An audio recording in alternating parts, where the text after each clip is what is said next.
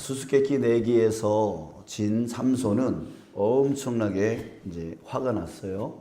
예, 화가 났어요. 그리고 자기를 배신한, 예, 자기를 배신할 줄 몰랐던 그 여자가 배신한 것으로 인해서 그 여자가 몹시 미워졌습니다. 자, 그래서 삼손은 첫날 밤도 치르기도 전에, 예, 그냥 떠나가 버렸어요. 그냥 소라에 있는 자기 아버지 집으로 그냥 가버려 버렸어요. 자, 여러분, 감정적으로 판단하면 꼭 후회할 일이 생깁니다. 예, 오늘 우리는 감정적인 행위가 어떤 비극을 불러오는지 우리 함께 보게 될 것입니다. 예, 삼손이 그 화를 주체하지 못하고 아버지 집으로 떠난 후에 이 삼손의 장인이 그 딸을, 그러니까 삼손의 아내가 될 그 딸을 예, 그냥 친구에게 그냥 넘겨버렸어요. 예, 넘겨버렸어요. 그러니까 사위가 이제 다시는 딥나에 오지 않을 거라고 생각을 했던 거예요. 자, 이 장인의 행위가 아주 너무 이제 황당스러운 거죠. 자, 그런데 이 장인도 이제 화가 났을 거예요. 이게 엉망이 된 거예요. 잔치가 지금 엉망이 된 거예요.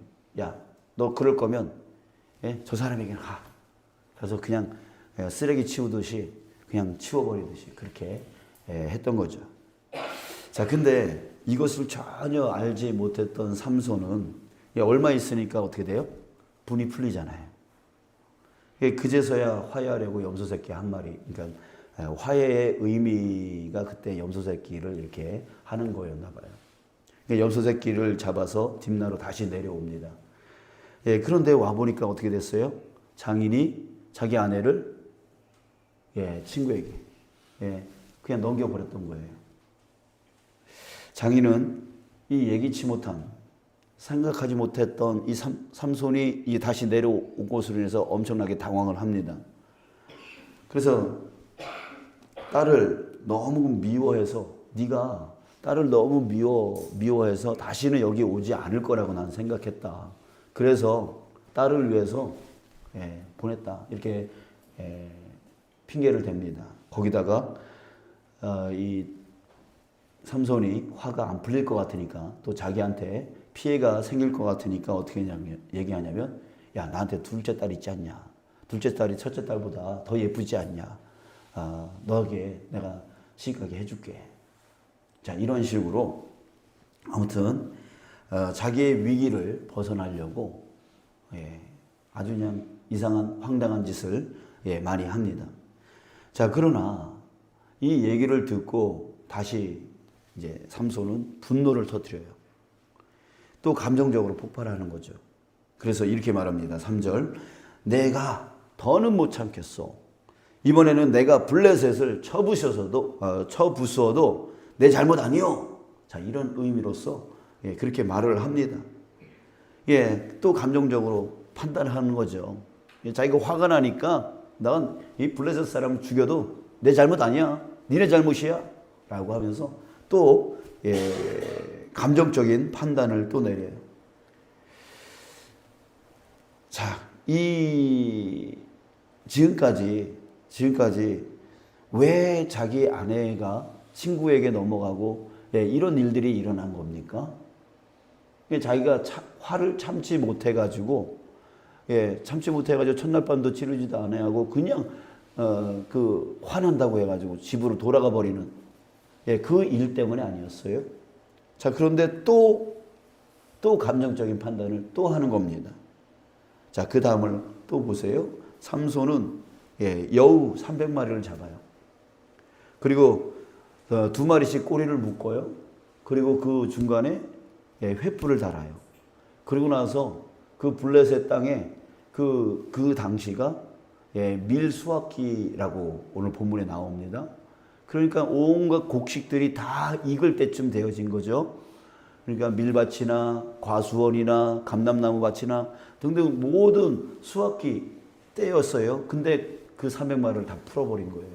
불 붙인 그 여우가 돌아다니면서 다 불을 쏴질러 버리는 거죠. 그러니까 온 마을, 온 블레셋 땅이 다 불바다가 되어진 것이죠. 난리가 났어요. 블레셋 사람들이 누가 그랬냐고 난리가 난 거예요. 그러니까 사람들이 딥낫 사람의 사위 삼손이 그랬다고 말을 합니다.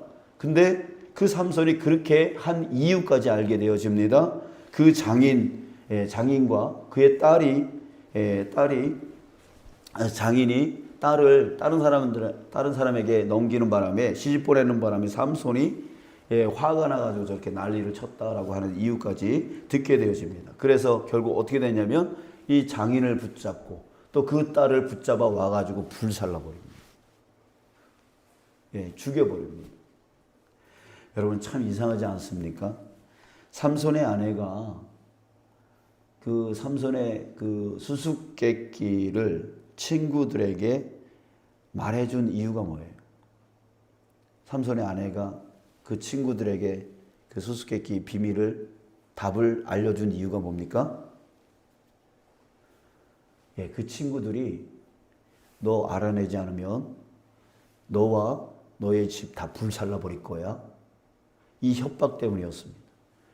그러니까 자기가 불에 죽지 않으려고, 불타 죽지 않으려고 그 수수께끼를 알아다가 그 친구들에게 넘긴 겁니다.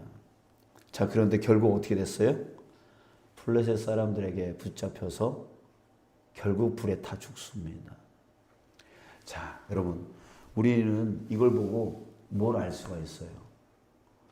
죄악의 결과를 알 수가 있습니다.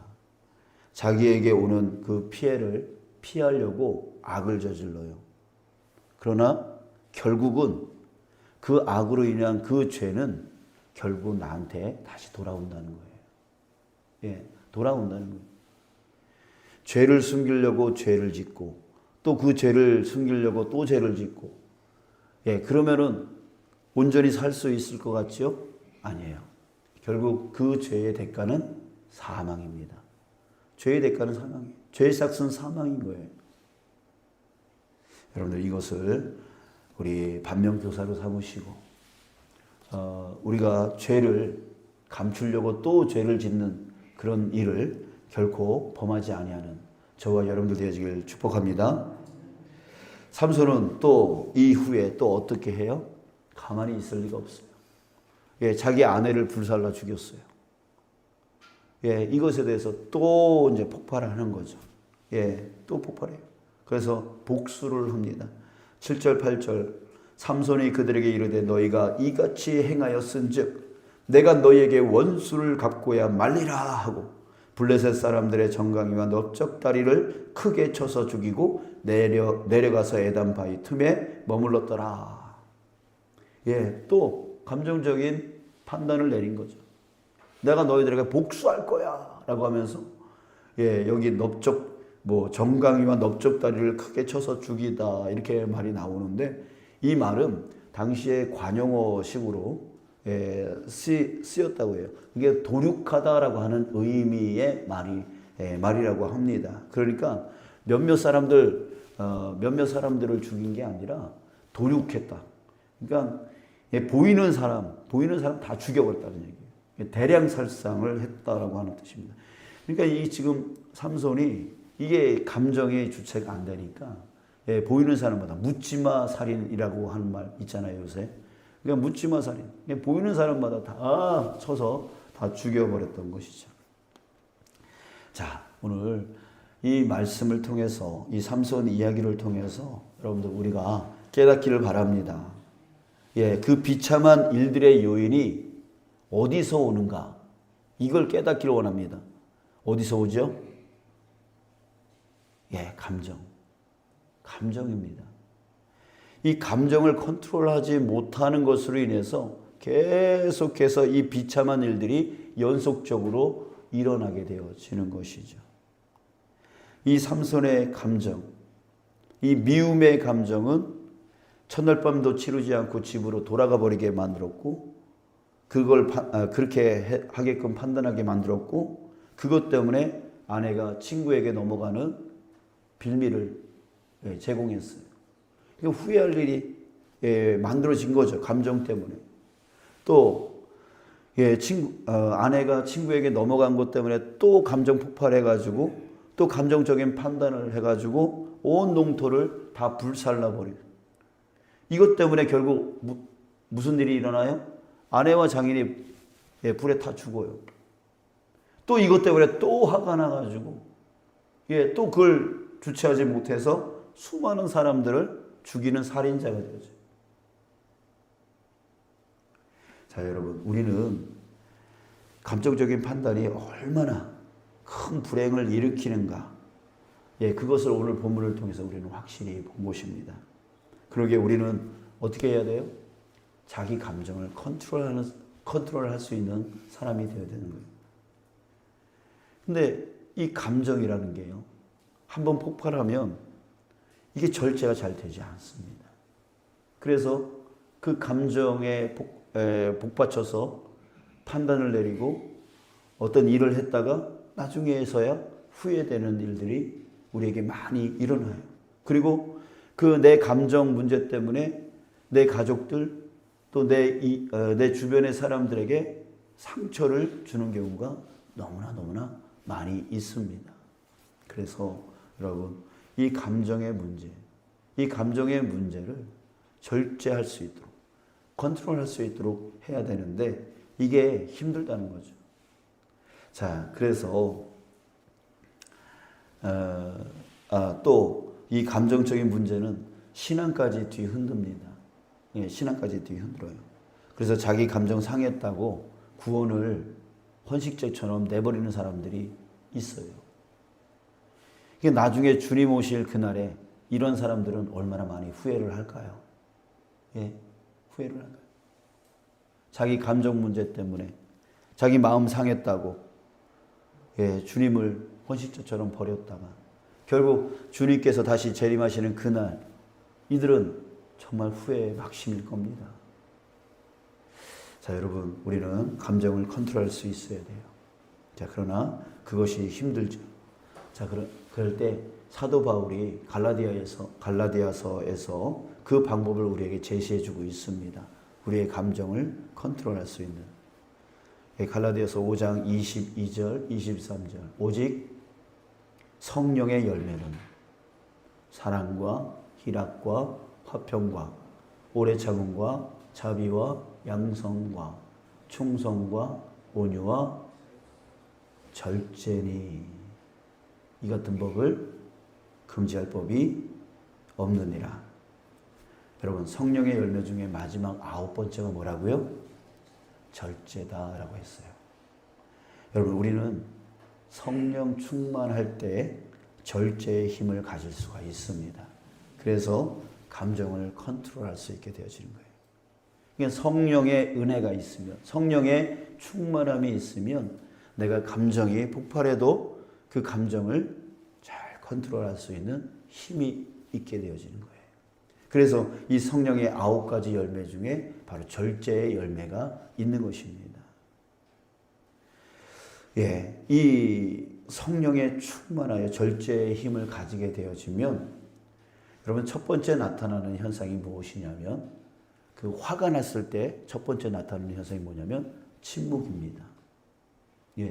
성령의 힘을 갖고 있는 사람은 감정적인 문제가 딱 생기면 딱 침묵을 하게 되어집니다. 우리가 감정적인 문제가 생기면 어떻게 해요? 막 따지고 싶고 막 멱살 잡고 싶고 막 내 속에 있는 내가 생각하는 그 생각을 막 끄집어내고 싶은 게 바로 감정적인 컨트롤이 안 될 때 아닙니까? 그런데 성령의 힘을 갖고 있는 사람은 탁 침묵을 합니다. 침묵을 해요. 오늘 본문에 보면은 이 화라고 하는 것이 어떤 특징을 갖고 있는지를 우리에게 보여주는데, 삼손이 화를 주체하지 못하고 집으로 가버렸잖아요. 그리고 얼마 후에 어떻게 됐다 그랬어요? 다시 화가 풀렸다 그랬어요. 그러니까 화라고 하는 것은 그 순간의 문제이지 조금 시간이 지나면 풀리게 되어 있어요. 그래서 다시 화해하러 이제 염소새끼 잡아갖고 내려왔다 그랬잖아요. 그러니까 이 감정은 바로 그런 거예요. 화라고 하는 것은 바로 그런 거예요. 얼마 지나고 나면 풀리는 거예요. 그러기에 그 감정을 탁 절제하고 탁 침묵을 하는 거예요. 뭔가 내뱉지 아니하고 뭔가 행동을 하지 아니하고 가만히 있는 거예요. 그게 바로 성령의 은혜를 갖고 있는 사람의 지혜입니다. 자, 그래서 침묵의 시간을 갖고 있다가 이제 풀리면 그제서야 이성적인 판단을 하고 왜 그랬을까? 내 잘못은 무엇이었을까? 저 사람의 잘못은 무엇이었을까? 이것을 생각할 수 있는 이성적인 판단을 하는 때가 온다고요. 그리고 나서 해결을 하면 후회할 일 생기지 아니하고 서로 상처 주지 아니하고 문제가 덧나지 않게 되어지는 것입니다. 여러분, 감정을 잘 컨트롤할 때 신앙인은 더욱더 빛이 납니다. 교회와 가정과 직장을 행복하게 만들 수 있습니다. 여러분, 이 시대가 어떤 시대이냐면 용서와 용납이 사라진 시대입니다. 그래서 자기 잘못에 대해서는 괜찮다 그러고 남의 잘못에 대해서는 절대 참지를 못해요. 절대 용서를 못하고 용납을 하지 못해요. 그걸 우리는 내로남불이라고 그러잖아요. 지금 이 시대가 그래요. 자기는 괜찮다 그러고 남이 하면 잘못했다라고 막 화를 내고 막 잘못했다라고 막 손가락질하고 막 어떻게든 죽이려고 합니다. 이게 바로 뭐예요? 용서와 용납이 사라진 그 시대인 것이죠. 자, 그러나 여러분, 우리 하나님은 어떤 하나님이세요? 여러분들은 어떻게 구원을 받으셨죠? 그럼 하나님께서 만달란트와 같은 절대로 갚을 수 없는 그 우리의 그 그 죄악을 하나님께서 용서하시고 용납함으로 인하여 우리가 지금 구원을 받은 거예요. 하나님은 용서와 용납의 하나님이에요. 그런 하나님을 믿고 있어요. 그럴 때에 우리 그리스도인은 어떤 그리스도인이 되어야 됩니까? 바로 그런 주님을 닮은 용서와 용납의 사람이 되어야 된다는 거예요. 화를 주체하지 못하고 분노하고 그 감정에 판단을 내려서 싸우고 다투고 어떻게든 저 사람에게 복수하려고 아웅다웅하는 그런 모습은 저 세상 사람들의 모습이지. 바로 하나님을 믿는 용서와 용납의 하나님을 믿는 우리는 바로 용서와 용납이 회복되어져야 되는 거예요. 그럴 때에 우리는 그 화를, 감정을 절제할 수 있는 그런 사람이 되어질 수 있는 거예요. 사랑하는 여러분, 우리 안에 다시 용서와 용납이 회복되어지기를 우리가 기도하기를 원합니다.